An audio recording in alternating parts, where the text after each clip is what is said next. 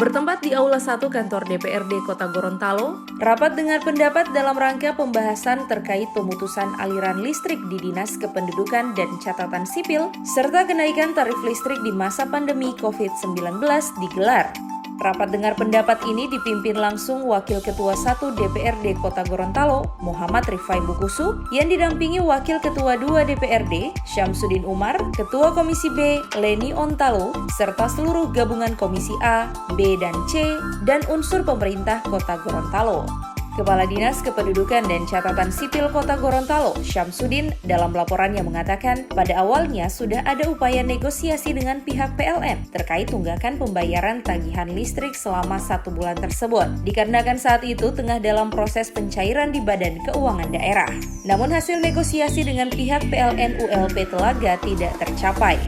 Yang menerima informasi awal mencoba melakukan negosiasi, minta kebijakan. Karena sementara proses pencairan sementara jalan sudah di Badan Keuangan, sehingga Ibu Soeharti mencoba bernegosiasi masalah ini dengan PLN. Dan Ibu Soeharti menghubungi kami untuk segera memutus status saya untuk pindah ke PLN terkait dengan negosiasi yang diawali oleh Ibu Soeharti.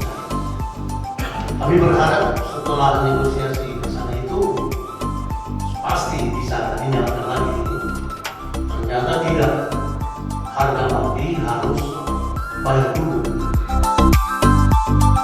Sementara itu, menanggapi persoalan tersebut, anggota Komisi A DPRD Kota Gorontalo, Tin Soeharti Mobiliu, sangat menyayangkan tidak adanya kebijakan dari pihak PLN ULP Telaga yang sama sekali tidak menggubris upaya negosiasi tersebut. Padahal menurut anggota DPRD 3 periode ini, Dinas Dukcapil tersebut merupakan dinas pelayanan publik milik pemerintah.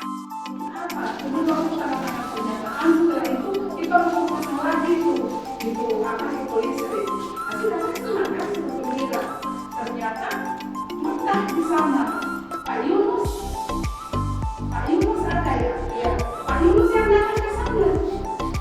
Pak Yunus datang ke sana, tetapi dimanfaatkan lagi oleh PLN Telaga. Entah dengan dasar apa, tidak ada kebijakan sama sekali. Kita ini plat merah, Pak Yunus, sama-sama plat merah. Kita mengayo masyarakat. Manajer Pelayanan Pelanggan PLN Unit 3 Gorontalo, Tasrik, mengatakan terjadinya pemutusan aliran listrik di dinas tersebut sudah menjadi tugas dan sudah sesuai dengan aturan yang telah ditetapkan oleh PLN Pusat, dikarenakan sudah tersistem secara online. Terjadi pemutusan sebenarnya sudah menjadi tugas dan itu sudah sesuai dengan aturan yang ditetapkan oleh PLN Pusat dan itu harus dijalankan karena ini sudah secara secara sistem dan sistem online, jadi bisa dipantau di mana saja di PLN wilayah sama PLN Pusat. Sementara itu, hasil rapat dengar pendapat antara DPRD, pemerintah kota, dan pihak PLN Unit 3 Gorontalo disampaikan Wakil Ketua 1 DPRD Kota Gorontalo, Muhammad Rifai Bukusu, jika telah disepakati bersama 5 poin hasil kesimpulan yang mengikat, yakni menginstruksikan kepada manajer PLN Unit 3 Gorontalo untuk memberikan teguran kepada manajer PLN ULP Telaga sesuai mekanisme aturan internal PLN, serta meminta pihak PLN dalam hal pemutusan aliran listrik di dinas-dinas yang melakukan pelayanan masyarakat untuk dapat dikomunikasikan dengan pemerintah terkait adanya tunggakan listrik. Ada kesepakatan bersama dari pihak PLN dan pihak DPR pemerintah kota. Ada 5 kesepakatan yang kami tandatangani tadi bersama. Di antaranya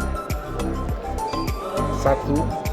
Menginstruksikan kepada manajer PLN Unit 3 Gorontalo untuk memberikan teguran kepada manajer PLN ULP Telaga sesuai mekanisme